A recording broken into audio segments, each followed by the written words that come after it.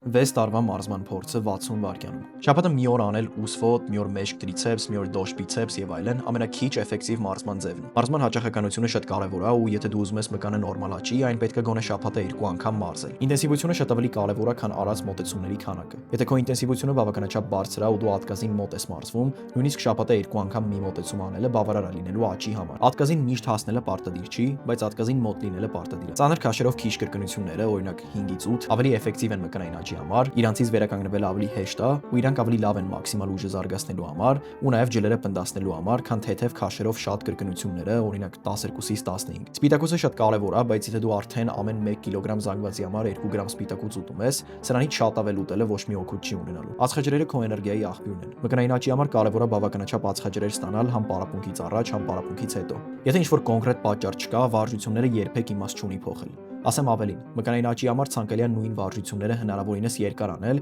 ու փորձել սրանց վրա մաքսիմալ ուժեղանալ ժամանակի ընթացքում։